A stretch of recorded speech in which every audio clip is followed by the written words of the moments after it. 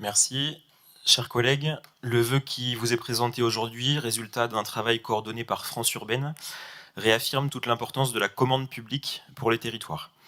C'est un levier d'action essentiel, souvent mal connu et peu valorisé. Et avec le SPASER, schéma de promotion des achats socialement et écologiquement responsables, qui fait l'objet d'une délibération ce soir, c'est une occasion de rappeler son impact sur notre territoire, notamment grâce à l'engagement de la collectivité en direction d'une commande publique responsable. La commande publique se situe en effet au carrefour de nos politiques publiques et vient renforcer notre action en faveur de l'emploi, du développement économique et de la transition écologique. En termes de développement économique, la commande publique à l'échelle de la ville de Poitiers et de Grand Poitiers, qui ont une politique d'achat mutualisée, s'est élevée à 128 millions d'euros en 2023, montant en hausse par rapport à 2022, démontrant ainsi que notre collectivité continue à investir fortement dans un contexte d'inflation.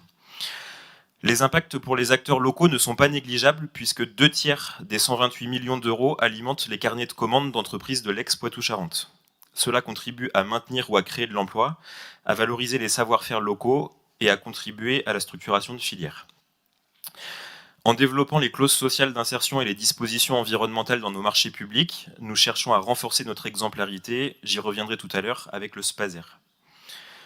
La commande publique est donc un formidable levier d'action pour le territoire. Elle est soumise légitimement à une réglementation contraignante, mais il est parfois nécessaire de la faire évoluer pour reconnecter la commande publique aux enjeux de société et de structuration de filières locales, pour y inscrire plus de souplesse et ainsi renforcer l'impact de nos politiques publiques. C'est le cas avec la reterritorialisation des systèmes alimentaires qui fait l'objet de ce vœu et dont va nous parler Élodie Bonafous.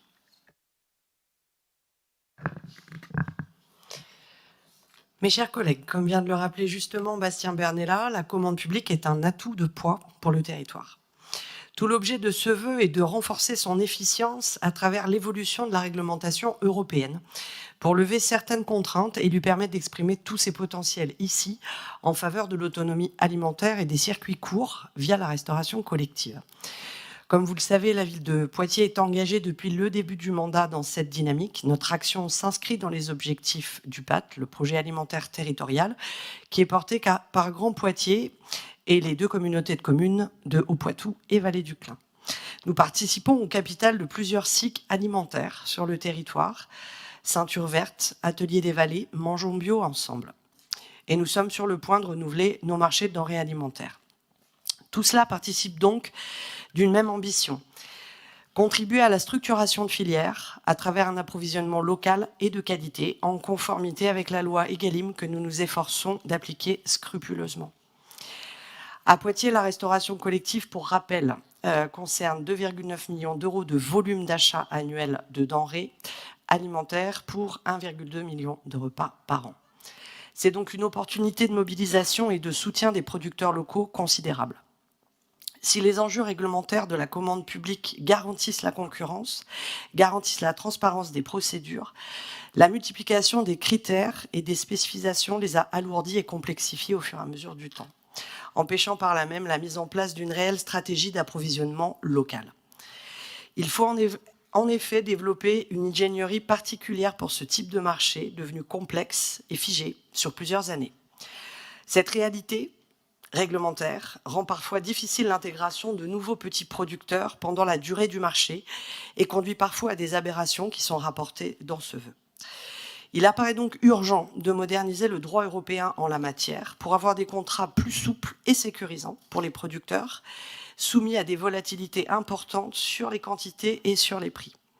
C'est pour cette raison que le vœu propose l'ouverture aux acheteurs publics du libre choix de la procédure pour 50% annuel d'achat de denrées alimentaires. Cela permettrait concrètement, par exemple, à un producteur voulant se lancer dans une activité agricole d'être soutenu directement par les achats publics, sans attendre le renouvellement des marchés qui fige les titulaires durant toute sa durée.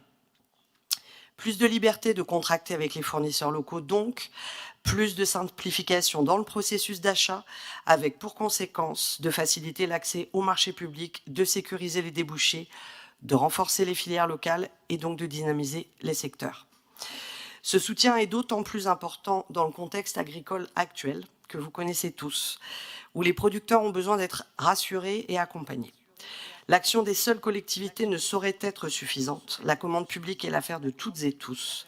On le voit bien ici, il faut une mobilisation collective telle que le propose le vœu initié par France Urbaine, mais également le réseau Agores, Eating City ou encore la cellule Manger Demain. C'est tout un ensemble de réseaux qui s'engagent à l'échelle de notre territoire. Nous travaillons depuis maintenant 4 ans avec de nombreux acteurs, les SIC précédemment cités, mais également le CHU, le CROUS, la Chambre d'agriculture de la Vienne, pour ne citer que.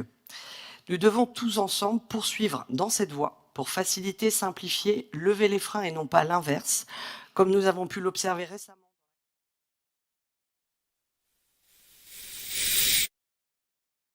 Que nous avons par ailleurs gagné avec le tribunal administratif qui nous a donné raison. Tout le monde doit donc prendre sa part dans cette reterritorialisation. Tout le monde doit agir en responsabilité et ce, à toutes les échelles du territoire. La commande publique est une solution et doit être envisagée comme une formidable opportunité. C'est ce qui vous est proposé dans le vœu de ce conseil municipal. Je vous remercie. Donc, on continue sur la commande publique. Donc, comme je l'ai indiqué à l'occasion du vœu en introduction, on veut saisir de la commande publique comme levier de développement économique. Matière principalement juridique à l'origine, l'achat public a vu son périmètre s'élargir progressivement autour d'objectifs nouveaux, contribuer à la transition écologique et à la justice sociale notamment. Donc le SPASER, schéma de promotion des achats socialement et écologiquement responsables, qui est un document prévu à l'échelle nationale, vise à définir les orientations de la collectivité en matière d'achat. Donc sans entrer dans les détails, 3 illustrations d'actions et d'ambitions que nous réaffirmons ce soir et qui reprennent les axes du SPASER. D'abord, mettre la commande publique au service de l'emploi en réservant une part de la commande publique au secteur de l'insertion et du handicap.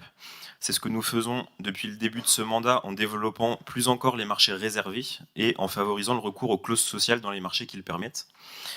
Ensuite, mettre la commande publique au service de la transition écologique, par exemple en intégrant l'enjeu de l'économie circulaire. Il s'agit notamment de prioriser le réemploi dans nos pratiques d'achat, illustration avec du mobilier ou des équipements informatiques reconditionnés au sein de la collectivité. Enfin, mettre la commande publique au service du développement économique et de la structuration de filières locales. On l'a vu en introduction avec la filière alimentaire.